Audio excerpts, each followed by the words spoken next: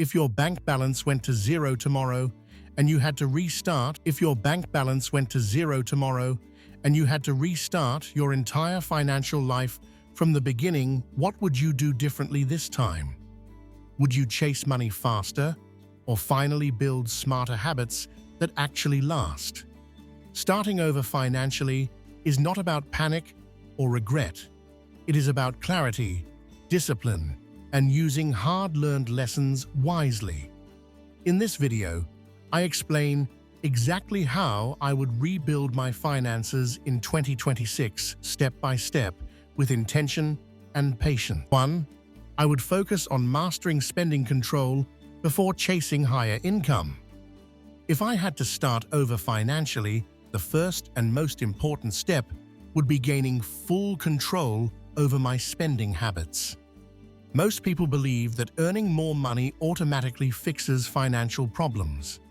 But the truth is, unmanaged spending will destroy any income level. I would carefully track every expense and question every purchase. I would learn the difference between needs and wants, and eliminate unnecessary spending without feeling deprived. This process builds awareness and discipline. When spending is controlled, money becomes predictable. 2. I would build a strong emergency fund before taking any risks. Before thinking about investments, business, or growth, I would protect myself from financial shocks. An emergency fund is not optional, it is essential. I would save consistently until I have enough to cover unexpected expenses like medical issues, job loss, or urgent repairs. This fund would remain untouched except for real emergencies.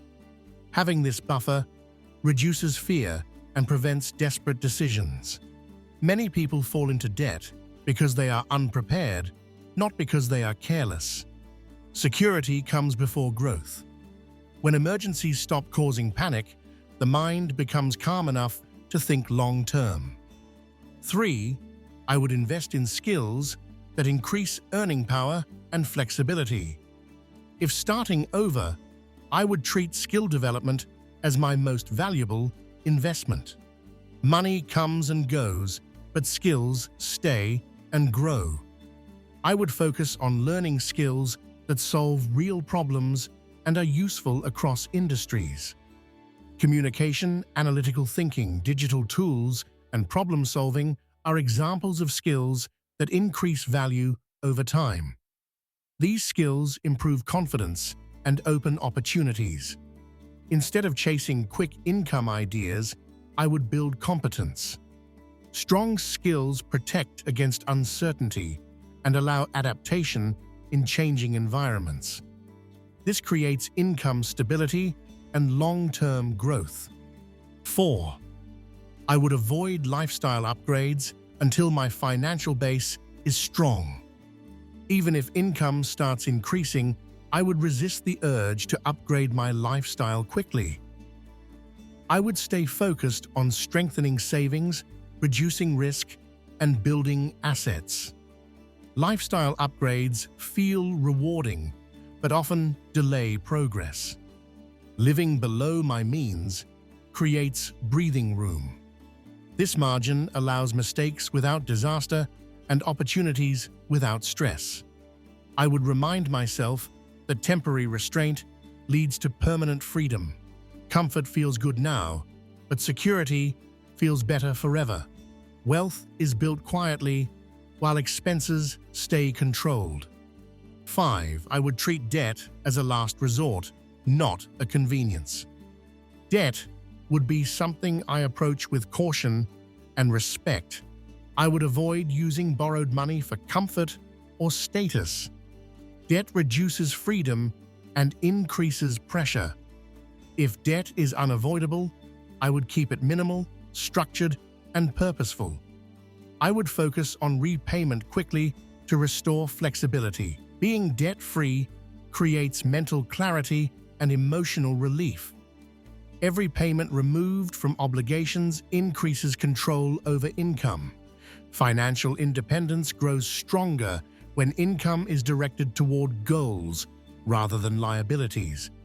Living within means builds long-term stability and confidence in decision-making. 7. I would separate my self-worth from money and material success. If rebuilding financially, I would protect my mindset carefully. I would remind myself that income level does not define my value. Comparison creates pressure and leads to poor decisions. I would focus on progress instead of appearance. This mindset prevents emotional spending and unhealthy competition. Confidence grows when actions align with values. 8. I would set clear financial goals with realistic timelines. Money without goals loses direction. I would clearly define what I want to achieve financially in 1 year, 3 years, and 10 years. These goals would guide spending, saving, and investing decisions. Timelines create urgency and accountability. When goals are clear, distractions lose power. Each decision becomes easier because it either supports the goal or does not. 9. I would deeply understand money behavior and emotional triggers. Financial success depends more on behavior than intelligence. I would study why people overspend, panic, delay, or sabotage progress. Understanding emotions behind money choices builds self-control. I would learn to pause before reacting and choose logic over impulse. Awareness reduces repeated mistakes. When behavior improves, results follow naturally. 10. I would commit to patience, consistency, and long-term thinking. If starting over in 2026, I would fully accept that wealth is built slowly. I would choose habits that I can sustain for years instead of chasing quick results. Consistency builds trust with yourself. Small actions repeated daily create massive change over time.